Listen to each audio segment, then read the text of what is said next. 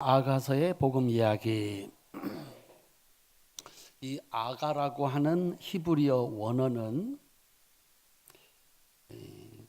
노래들 가운데 노래, 가장 아름다운 노래, 그런 뜻입니다. 저자는 1장 1절에 나오는 것처럼 솔로몬입니다. 아가를 노래 중에 최고의 노래다, 이렇게 해석을 하면 열왕기상 4장 32절의 말씀으로 연결을 시킬 수가 있습니다. 그가 잠언 3000가지를 말하였고 그의 노래는 1005편이며 이렇게 되어 있습니다. 그러니까 솔로몬이 지은 1005편의 노래 중에 노래, 그 노래 가운데 가장 아름다운 노래, 그런 뜻입니다. 유대교에서는 이 아가서를 구약 안에 지성소라고 불렀습니다. 구별된 책이다, 이렇게 불렀습니다. 이 지성소는 보통 사람들이 함부로 들어갈 수 없고 제사장만이, 그것도 그 해에 제사장만이 들어갈 수 있는 하나님이 계신 성소였습니다.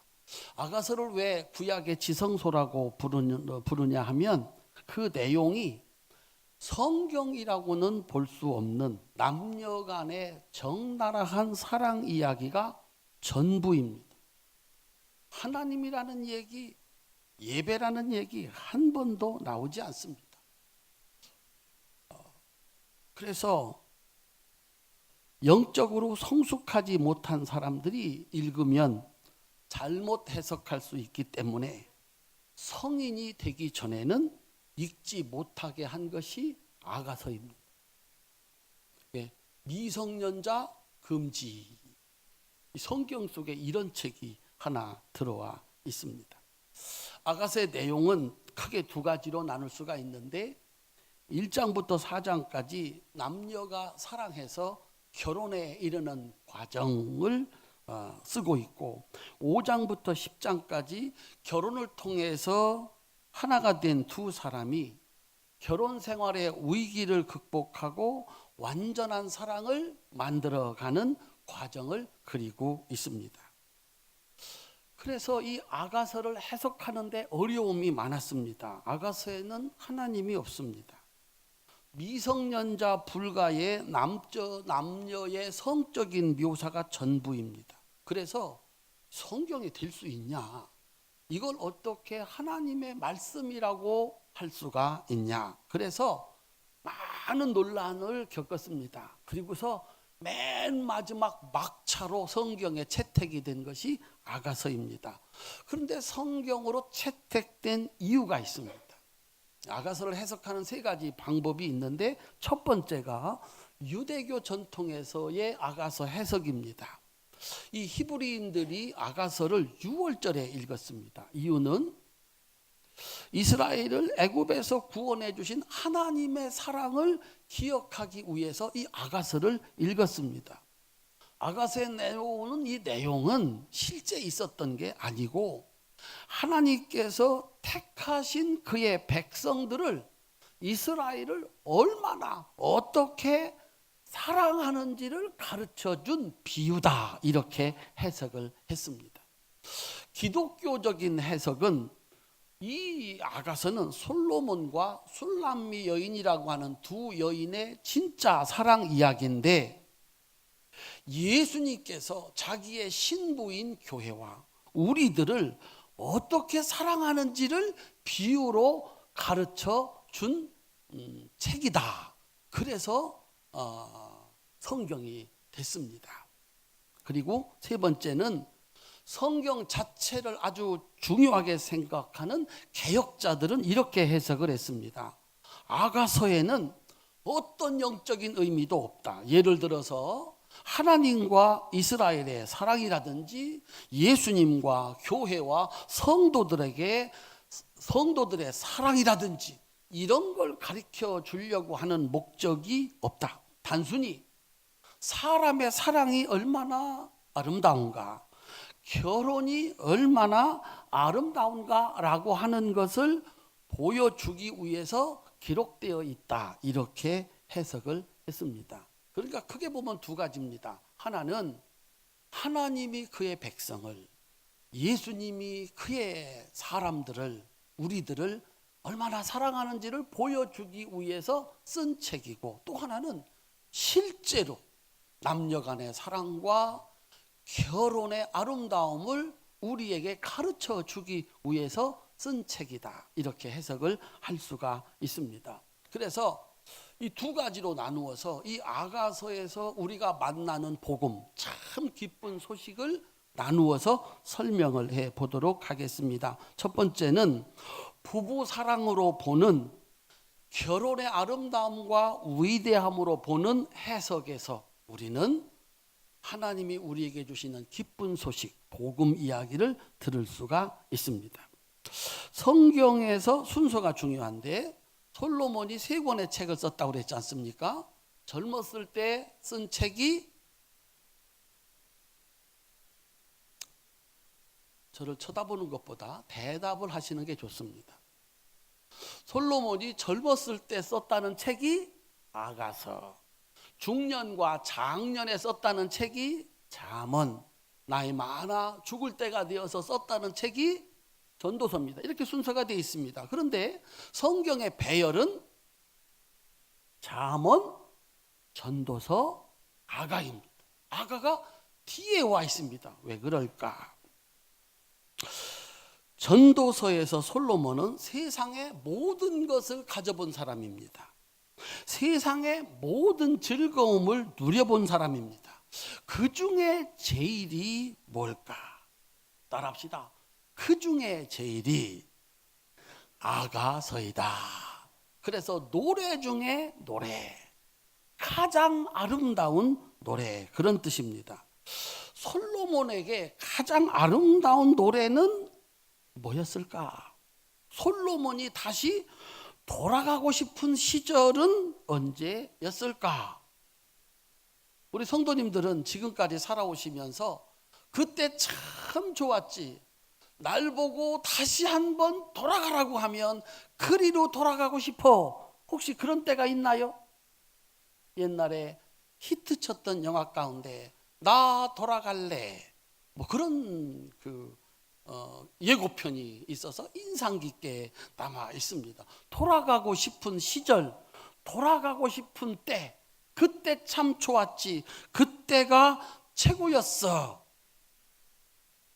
솔로몬 일생의 그때는 언제였을까? 솔로몬의 일생을 한번 더듬어 볼 필요가 있습니다. 여러분의 인생도 한번 더듬어 보시기를 바랍니다. 솔로몬이 태어난 생일날 어땠을까요? 솔로몬의 일생은 그곳으로부터 시작이 됐습니다. 마태복음의 왕의 족보에서도 그냥 넘어가지 않는 솔로몬의 탄생, 다윗은 우리아의 아내에게서 솔로몬을 낳고, 다윗과 우리아의 아내 밧세바 사이에서 태어난 솔로몬의 탄생이 노래 중에 가장 아름다운 노래, 그때가 가장 기뻤을까요? 이럴 때는 말씀을 하기 싫으면 고개를 이렇게 흔드시면 됩니다. 말하기도 귀찮고 말하기도 힘드니까 일단 반응은 보이셔야 됩니다. 다시 한번 묻겠습니다. 다윗 왕이 우리아의 아내 밧세바를 데려다가 자식을 낳았습니다. 그것이 솔로몬입니다. 그가 탄생한 날 기뻤을까요?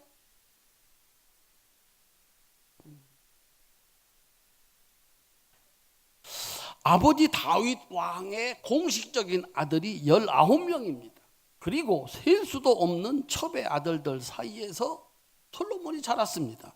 서로 왕이 되려고 죽이고 죽는 것을 보면서 살던 솔로몬의 소년 시절, 참 돌아가고 싶은 때였을까요? 드디어 경쟁자를 물리치고 왕이 됐을 때 기뻤을까요? 심야기도에서 공부하고 있는 열왕기에서 솔로몬이 왕이 되고 나서 맨 처음 한 일은 이겁니다. 아버지 다윗 왕 곁에서 군대 장관을 지낸 고모의 아들 요압 장군, 바알란을 일으켰던 삼촌 아도니아, 베냐민 지파의 수장 시므이, 반역에 가담했던 제사장 아비아달, 이 사람들을 죽여가지고 없애는 피해 숙청이 솔로몬이 왕이 되자마자 첫 번째 한 일입니다. 두 번째 한 일은 여차하면 왕노릇 잘못하면 죽는다. 그러니 하나님 도와달라고 1,000번제를 드리면서 지혜 달라고 기도한 게 두 번째 일이었습니다. 왕이 됐을 때 기뻤을까요? 왕이 되고 나서 세상에 없는 지혜와 지식을 얻어서 모르는 것이 없는 경지에 도달했습니다. 그때 어땠을까요? 기뻤을까요? 전도서 1장 18절입니다. 함께 읽겠습니다. 지혜가 많으면 번뇌도 많으니 지식을 더하는 자는 근심을 더하느니라. 이걸 짧은 말로 줄이면 모르는 게 약이다. 그것이 알고 싶다. 짜장면집의 얘기를 다 보시고 나서 짜장면집을 가시면 맛있으시겠습니까? 알면 알수록 더 복잡하고 힘들더라. 그게 많이 공부하여 기도하여 지혜를 얻고 지식을 얻은 솔로몬이 가르쳐 준 것입니다. 인생의 정점, 세상에서 가장 많은 재물을 얻었을 때 누릴 수 있는 모든 즐거움을 누려봤을 때 후궁이 700명이고 첩이 300명, 도합 1000명의 여자를 거느리고 살았으니까 여자를 얻을 때마다 기뻤을까? 돌아가고 싶었을까? 도대체 솔로몬의 인생에 돌아가고 싶었던 행복한 시절은 언제였을까? 모든 소원이 이루어진 그 소원의 끝에서 솔로몬은 우리에게 이렇게 가르쳐 주었습니다. 전도서 1장 1절부터 4절, 8절부터 11절 함께 읽겠습니다. 다윗의 아들 예루살렘 왕 전도자의 말씀이라. 전도자가 이르되 헛되고 헛되며 헛되고 헛되니 모든 것이 헛되도다. 해 아래에서 수고하는 모든 수고가 사람에게 무엇이 유익한가? 한 세대는 가고 한 세대는 오되 땅은 영원히 있도다. 모든 만물이 피곤하다는 것을 사람이 말로 다 할 수 없나니 눈은 보아도 족함이 없고 귀는 들어도 가득 차지 아니하도다. 이미 있던 것이 후에 다시 있겠고 이미 한 일을 후에 다시 할지라. 해 아래에는 새 것이 없나니 무엇을 가르쳐 이르기를 보라 이것이 새 것이라 할 것이 있으랴. 우리가 있기 전에 오래전 세대들에게도 이미 있었느니라. 이전 세대들이 기억됨이 없으니 장래 세대에도 그 후 세대들과 함께 기억됨이 없으리라. 아멘. 그러면 솔로몬 인생에서 가장 기쁜 날, 그가 부르는 노래 중에 노래, 가장 아름다운 노래를 부르게 한 시절은 언제였을까? 모든 것이 헛되다고 말하는 지혜자가 유일하게 예찬한 것이 하나 있습니다. 전도서 9장 9절입니다. 함께 읽겠습니다. 내 헛된 평생의 모든 날 곧 하나님이 해 아래에서 내게 주신 모든 헛된 날에 내가 사랑하는 아내와 함께 즐겁게 살지어다. 그것이 내가 평생에 해 아래에서 수고하고 얻은 내 몫이니라. 내 목 하나 딱 하나 있는데 평생을 수고해서 내가 얻은 내 목 하나가 있는데 아내와 사랑하면서 사는 것, 즐겁게 사는 것, 남편과 사랑하면서 즐겁게 사는 것, 그게 내가 평생 수고한 것 가운데 내 몫이다 이렇게 얘기합니다. 솔로몬이 돌아가고 싶은 유일한 날, 가장 행복했던 시절의 노래가 아가서입니다. 그래서 노래 중에 노래, 가장 아름다운 노래라고 부릅니다.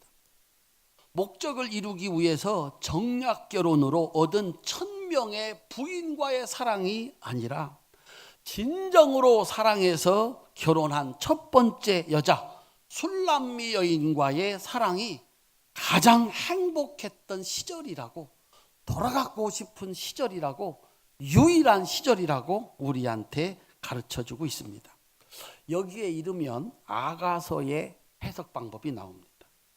사람의 한평생에서 가장 가치 있고 귀한 것이 부부의 사랑이라는 것입니다. 그리고 보니까 성경에는 한 가지 강이 흐르는데, 거대한 물줄기 하나가 흐르는데 그것이 부부 사랑입니다. 창세기 1장 27절부터 28절입니다. 함께 읽겠습니다. 하나님이 자기 형상 곧 하나님의 형상대로 사람을 창조하시되 남자와 여자를 창조하시고 하나님이 그들에게 복을 주시며 하나님이 그들에게 이르시되 생육하고 번성하여 땅에 충만하라. 땅을 정복하라. 바다의 물고기와 하늘의 새와 땅에 움직이는 모든 생물을 다스리라 하시니라. 아멘. 천지 창조의 맨 마지막 날 여섯 번째 창조가 부부 창조입니다. 닷새 동안 창조한 모든 것은 그 부부가 잘 살 수 있도록 하기 위한 것이었습니다. 닷새 동안 창조한 모든 것을 그 부부에게 주었고 부부는 그것의 주인이 되었습니다. 지금부터 잘 들으시기를 바랍니다. 부모와 자식이 먼저가 아니다. 형제와 친구가 먼저가 아니다. 없었습니다. 맨 먼저 존재한 것이 부부입니다. 하물며 사업도 먼저가 아니다. 자신의 성취도 먼저가 아니다. 따라합시다. 부부가 먼저입니다. 더 큰 소리로 부부가 중심입니다. 세상의 모든 것들은 그 부부가 사랑하면서 살 수 있도록 존재하는 것이다. 이것이 창세기 부부 창조에서 보는 하나님이 정하신 부부의 위치이고 부부의 가치입니다. 부모와 자식이 살다 보니까 가장 가까운 것 같습니다. 내 뼈를 물려주었고 내 살을 물려주었기 때문에 세상에서 가장 가치 있고 귀중한 관계라고 생각하는데 예수님은 단호하게 말씀하십니다. 마가복음 10장 6절부터 9절입니다. 함께 읽겠습니다. 창조 때로부터 사람을 남자와 여자로 지으셨으니 이러므로 사람이 그 부모를 떠나서 그 둘이 한 몸이 될지니라. 이러한즉 이제 둘이 아니요 한 몸이니 그러므로 하나님이 짝지어 주신 것을 사람이 나누지 못할지니라 하시더라. 자식이 부모를 떠나야 된다고 말합니다. 그리고 다시 그들은 둘이 하나가 부부 중심이 되어야 된다고 합니다. 아니 내가 낳아서 기른 자식도 떠나보내야 되는데 무엇이 부부의 사랑을 대신할 수 있느냐? 사업이? 성취가? 세상의 즐거움이 부부를 대신할 수 있느냐? 부부 사랑을 대신할 수 있느냐 하는 것입니다. 아니라는 것입니다. 세상의 모든 것을 가졌더라도 부부 사랑을 잊어버리면 모든 것을 잃어버리는 반쪽 인생이 된다는 것입니다. 그런데 성경에서 이 부부 사랑은 고상한 정신적인 사랑이 아닙니다. 창세기 1장 28절 함께 읽겠습니다. 하나님이 그들에게 복을 주시며 하나님이 그들에게 이르시되 생육하고 번성하여 땅에 충만하라. 창세기 2장 25절 함께 읽겠습니다. 아담과 그의 아내 두 사람이 벌거벗었으나 부끄러워하지 아니하니라. 아멘. 부부의 사랑은 정신적인 사랑을 넘어갑니다. 육체적인 사랑으로 하나님의 형상을 닮은 또 다른 생명의 열매를 맺는 것이 부부 사랑의 완성이다라고 합니다. 육체의 쾌락을 위한 결혼이 아니라, 나라의 부강을 위한 정략 결혼이 아니라, 남녀 간의 순수한 사랑, 정신적인 사랑에 더하여 육체적인 사랑으로 하나님의 형상을 가진 사람을 있게 하는 그 사랑이 최고의 사랑이고 가장 아름다운 또래가 된다라고 얘기를 하고 있는 겁니다. 그래서 솔로몬은 잠언 5장 18절부터 20절에서 이렇게 얘기를 합니다. 함께 읽겠습니다. 내 샘으로 복되게 하라. 네가 젊어서 취한 아내를 즐거워하라. 그는 사랑스러운 암사슴 같고 아름다운 암노루 같으니 너는 그의 품을 항상 족하게 여기며 그의 사랑을 항상 연모하라. 내 아들아, 어찌하여 음녀를 연모하겠으며 어찌하여 이방 계집의 가슴을 안겠느냐. 젊어서만 남편이 귀하고 아내가 귀한 것이 아니라 나이가 먹어 70이 되고 80이 돼도 부인을 보면 여전히 암사슴 같고, 남자 성도들만 아멘. 80이 되어서 사람들은 쪼글쪼글하다고 하는데 내가 보면 언제나 암노루 같고,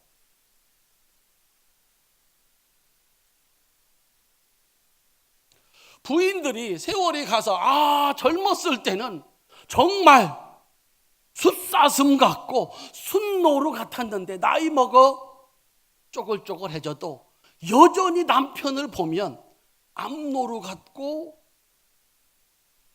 숫사슴, 순노루 같고 순양 같은. 할렐루야.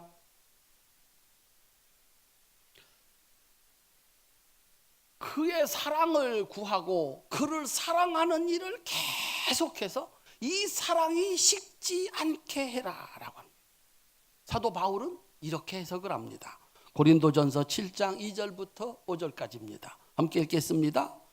음행을 피하기 위하여 남자마다 자기 아내를 두고 여자마다 자기 남편을 두어 아내는 자기 몸을 주장하지 못하고 오직 그 남편이 하며 남편도 그와 같이 자기 몸을 주장하지 못하고 오직 그 아내가 하나니 서로 분방하지 말라. 다만 기도할 틈을 얻기 위하여 합의상 얼마 동안은 하되 다시 합하라. 이는 너희가 절제 못함으로 말미암아 사탄이 너희를 시험하지 못하게 하려 함이라. 아내의 몸은 아내의 것이 아니라 누구의 것이다? 남편의 것이다. 남편의 몸은 남편의 몸이 아니라 아내의 것이다. 사랑이 무엇입니까? 사랑은 그를 귀히 여겨서 그를 위해서 기꺼이 수고하는 것이 사랑입니다. 한번 따라해 보실까요? 사랑은 그를 귀히 여겨서 그를 위해서 수고하는 것, 그것이 사랑입니다. 그래서 남편이 놀러 가자입니다. 그런데 나는 정말 피곤해가지고 죽을 지경입니다. 근데 남편이 놀러 가자입니다. 부인들 어떻게 하실랍니까? 내 몸은 내 몸이 아니고 남편의 것이니 내가 죽는 한이 있더라도 따라가야 되겠다. 그게 사랑입니다. 놀러 가자고 그랬더니 아내가 싫다고 합니다. 너무 피곤해가지고 나 놀러 갈 수가 없다고 얘기를 합니다. 그때 남편은 어떻게 해야 됩니까?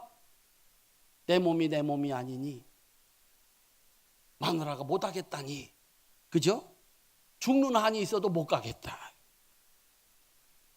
그게 사랑입니다. 아내가 남편을 사랑한다는 것은 남편을 귀중히 여겨. 내 몸이 내 몸이 아니고 그의 몸이니 그가 원할 때 그와 함께 하는 것입니다.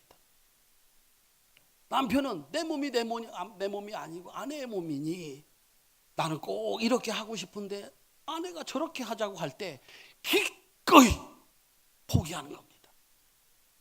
남자 성도들만 따라합시다. 아내가 싫다고 하면 큰 소리로 기꺼이 포기하는 겁니다. 그게 사랑이. 그래서 이 부부가 행복하게 살아가는 겁니다. 사랑하면서 살아가는 겁니다. 사랑은 수고다. 그게 부부의 사랑입니다. 아내는 남편을 위해서 희생하고 남편은 아내를 위해서 희생하면서 살아가는 것. 오늘이 5월 가정의 달 마지막 주일입니다. 가정의 시작은 부부입니다. 가정의 중심도 부부입니다. 부부가 나누는 육체적인 성적인 즐거움이 없으면 세상은 거짓된 성적인 즐거움으로 타락을 거듭하게 되어 있습니다. 그곳에 즐거움이 있을지 몰라도 그곳에는 생명이 없습니다. 열매가 없습니다.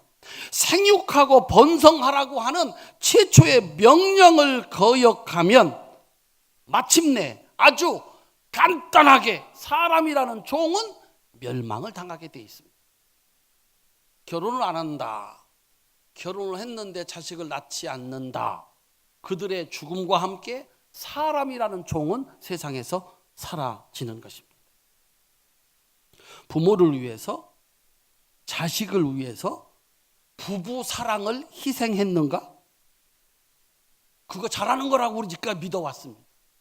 부모님을 위해서 부부가 희생하고 자식을 위해서 부부가 희생하고, 그래서 자식이 고등학교 가고 대학교 갈 때 하나밖에 없는 배를 썰어가지고 남편 방에 갖고 가는 게 아니라 자식 방에 갖고 가는데 남편은 침만 뚝뚝 흘리면서 아무 소리도 못하는 것을 매우 자식을 잘 가르치는 것으로, 부부는 놀러도 한번 못 가면서 부모님 잘 대접하는 것을 아주 잘 사는 것으로 부모가 떠납니다. 자식도 어머니 됐으니까 그만 간섭하세요 떠납니다. 덩그라니 부부 둘이 남습니다. 재산을 위해서, 명예를 위해서, 지혜와 지식을 위해서, 권력을 위해서, 성취를 위해서 부부 사랑을 변절시켰는가? 부부 사랑을 버렸는가? 그리고서 얻은 것은 헛된 것이다 라고 솔로몬을 가르칩니다. 오직 인생의 유일한 복과 즐거움은 사랑하는 아내와 사랑하는 남편과 함께 산 시간, 그것만이 내 몫이다. 별 수고를 다 했어도 내 몫은 내 남편과 내 아내와 사랑하면서 행복했던 시간, 그것만 내 몫이다. 전도서 9장 9절 현대어 번역으로 다시 한번 보시겠습니다. 함께 읽겠습니다. 짧은 인생을 살아가는 동안 사랑하는 아내와 함께 하루하루 즐겁게 살아라. 내 아내는 이 땅에서 수고하는 모든 일에 대한 최상의 보상이다. 이건 남자들 버전입니다. 여자들 버전으로 아내를 남편으로 바꾸어서 여자분들만 다시 한번 읽겠습니다. 시작. 짧은 인생을 살아가는 동안 사랑하는 남편과 함께 하루하루 즐겁게 살아라. 내 남편은 이 세상에서 수고하는 모든 일에 대한, 큰 소리로 아멘.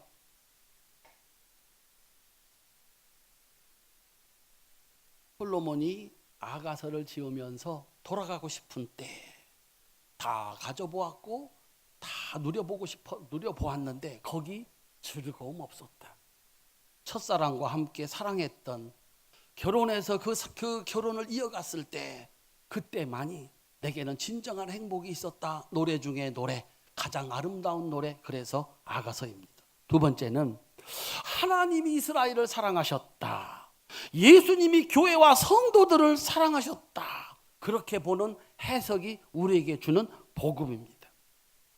성경은 하나님과 그의 백성들을, 예수님과 그의 신자들의 관계를 아주 알기 쉽게 부부로 설명을 합니다. 사도 바울이 그 관계를 이렇게 해석을 했습니다. 에베소서 5장 22절부터 25절, 28절, 31절부터 33절 함께 읽겠습니다. 아내들이여 자기 남편에게 복종하기를 주께 하듯 하라. 이는 남편이 아내됨의 머리됨이 그리스도께서 교회의 머리됨과 같음이니 그가 바로 몸의 구주시니라. 그러므로 교회가 그리스도에게 하듯 아내들도 범사에 자기 남편에게 복종할지니라. 남편들아 아내 사랑하기를 그리스도께서 교회를 사랑하시고 그 교회를 위하여 자신을 주신같이 하라. 이와 같이 남편들도 자기 아내 사랑하기를 자기 자신과 같이 할지니 자기 아내를 사랑하는 자는 자기를 사랑하는 것이라. 그러므로 사람이 부모를 떠나 그의 아내와 합하여 그 둘이 한 육체가 될지니 이 비밀이 크도다. 나는 그리스도와 교회에 대하여 말하였노라.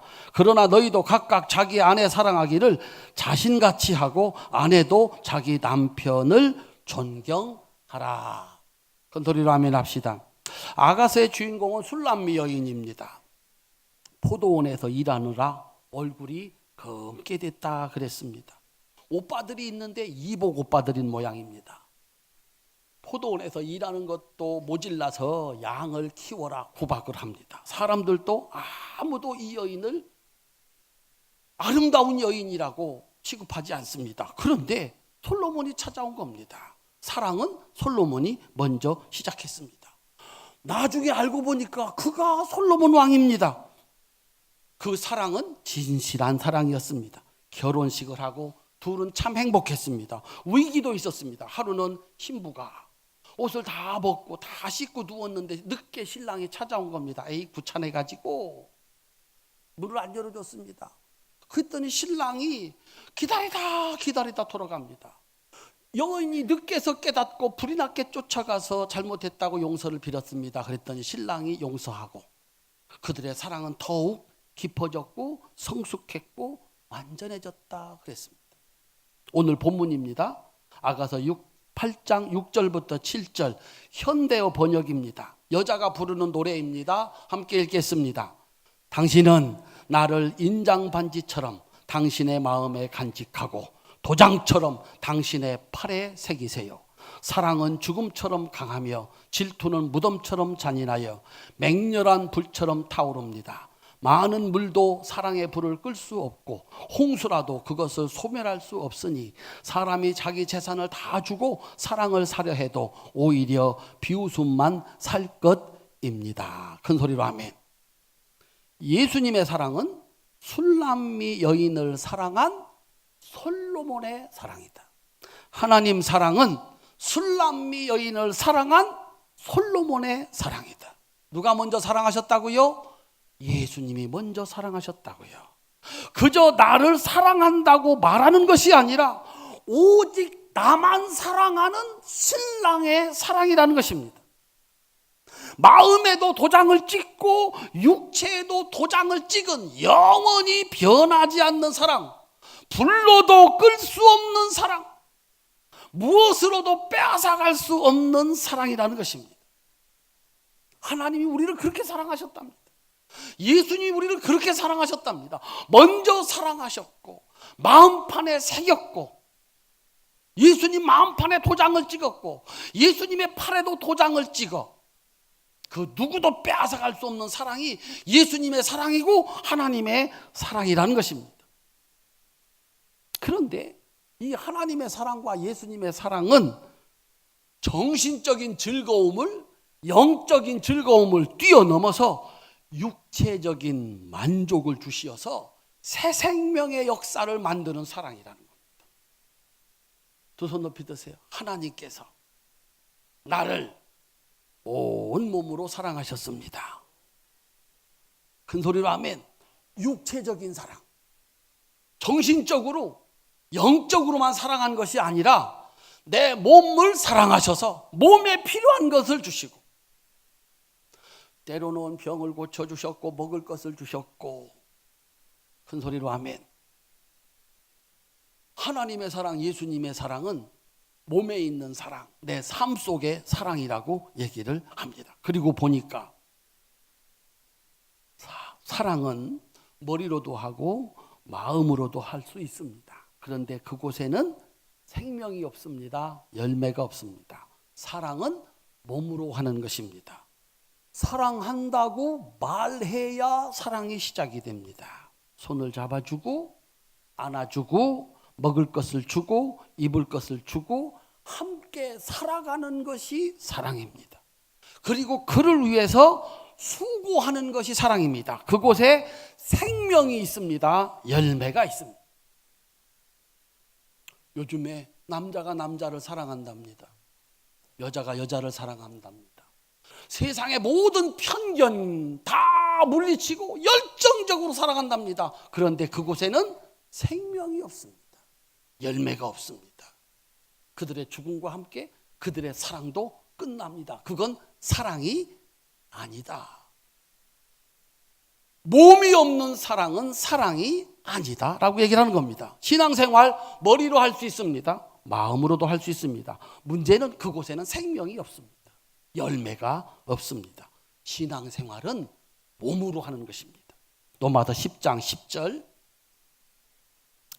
사람이 마음으로 믿어 의에 이르고 입으로 시인하여 구원에 이르느니라. 야고보 2장 27절 행함이 없는 믿음은 그 자체가 죽은 것이니라. 성전에 나와 여러분들처럼 몸으로 예배드리고 감사로 헌금하고 손으로 발로 입술로 봉사하는 것, 입술을 벌려 전도하는 것, 그곳에 생명이 있고 열매가 있습니다. 그 사랑의 시작, 최고의 사랑이 하나님 사랑이고 예수님 사랑이다. 예수님은 하나밖에 없는 아들을 주신 겁니다. 예수님은 당신의 몸을 가지고 하늘 보좌에서 이 세상에 찾아 내려오신 것입니다.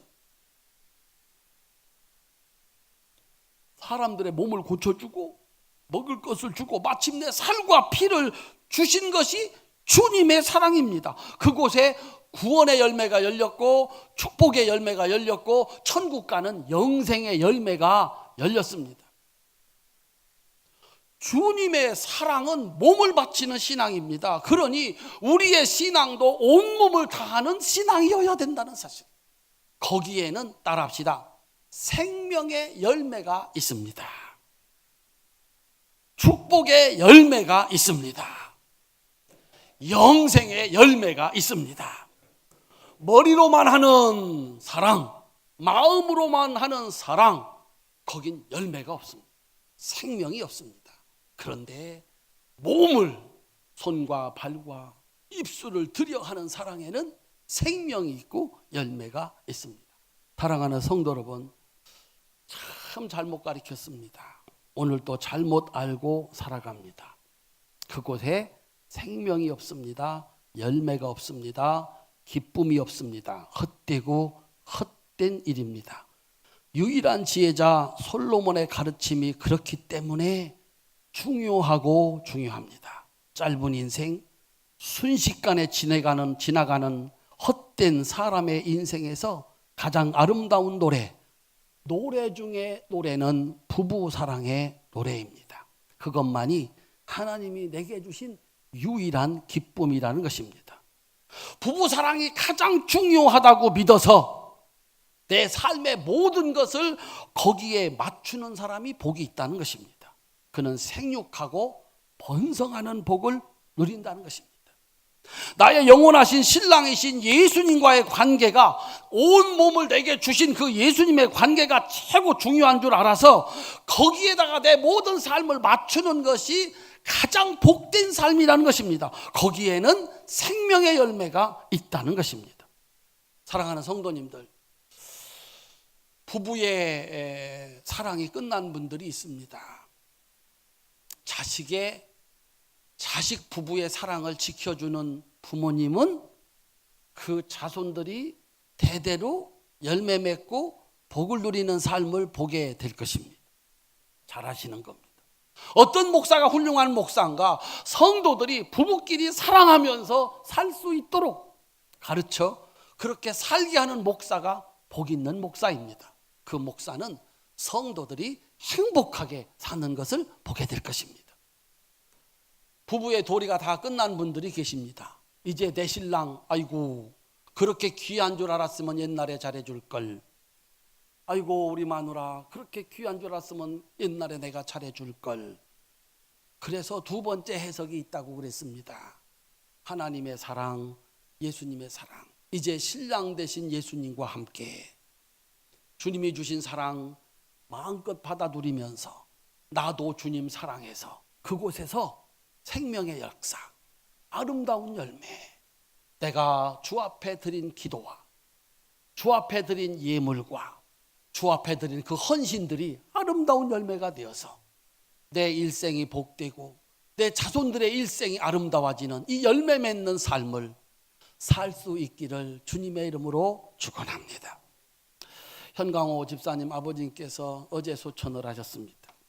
아무래도 느낌이 이상해서 목요일 날 부랴부랴 신방을 갔습니다. 갔더니 그분이 며느님한테 자꾸 물어보는 거예요. 오늘이 며칠이냐고, 오늘이 몇 요일이냐고, 왜 그러시냐고. 그랬더니 하나님 앞에 가는데 주일 장례식 치르면 목사님 피곤하다. 주일 걸리면 안 된다. 목사님도 피곤하고 신자들도 피곤하다. 주일 걸리면 안 된다. 제가 오면서 생각했습니다. 절대로 주일 안 걸린다. 토요일 날 돌아가셨습니다. 오늘 광고하고 내일 모레 장례식 한답니다. 참 열심히 살고 정성스럽게 살고 하나님 앞에 마지막 소원이 목사님 피곤하지 않게, 신자들 피곤하지 않게 내가 주님 앞에 가는데 주일 피하게 해주세요. 그 기도를 하나님이 안 들어주시겠습니까? 우리 사랑하는 성도님들, 우리가 지난 날을 돌아보니까 나는 어디로 돌아가고 싶은가? 내 인생의 아름다운 노래 중에 노래 어느 때인가? 없답니다.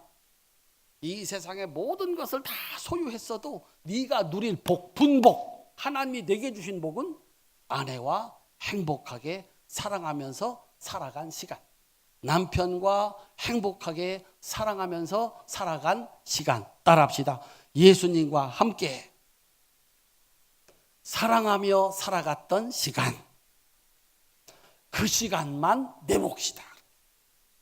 이 5월달이 다 가는데 우리 성도들 가정에 부부 중심, 부부 사랑이 회복되시기를 주님의 이름으로 축원합니다. 예수님과의 사랑이 중심이 되고 회복되시기를 주님의 이름으로 축원합니다. 그래서 여러분 삶에는 생명이 있고 열매가 주렁주렁 맺히는 축복이 있으시기를 주님의 이름으로 축원합니다. 기도하시겠습니다. 하나님, 무엇